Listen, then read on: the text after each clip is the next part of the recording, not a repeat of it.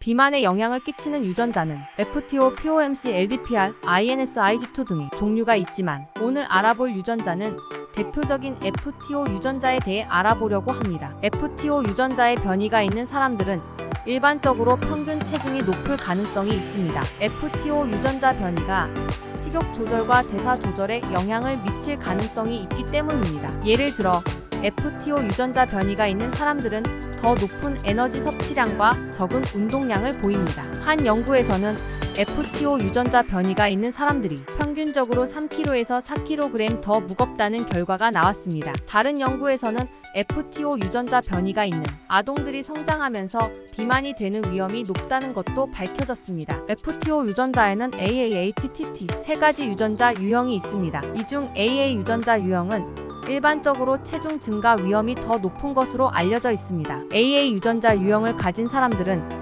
일반적으로 식욕이 더 강하고 포만감을 느끼는데 더 많은 시간이 걸릴 수 있습니다. 이는 AA 유전자가 뇌에서 식욕을 조절하는 데 중요한 역할을 하는데 이 과정에서 식욕 억제 효과가 상대적으로 덜하기 때문입니다. AT 유전자 유형 AA 유전자 유형보다는 체중 증가 위험이 적은 것으로 알려져 있습니다. 하지만 AT 유전자 유형을 가진 사람들도 여전히 비만이나 체중 증가를 경험할 수 있습니다. TT 유전자 유형 일반적으로 AA 유전자 유형보다는 체중 증가 위험이 더 적은 것으로 알려져 있습니다. 식욕 조절이 더 쉽고 더 높은 대사율을 가질 가능성이 있습니다. FTO 유전자의 세 가지 유형인 AA, AT, TT 유전자 중에서 가장 일반적으로 나타나는 것은 AT 유전자 유형입니다. 세 가지 유형 중 AT 유전자 유형은 전 세계적으로 45-50% 정도의 비율로 나타나고 AA 유전자 유형은 약 20% 정도, TT 유전자 유형은 약 30% 정도의 비율로 나타나는 것으로 알려져 있습니다. 그러나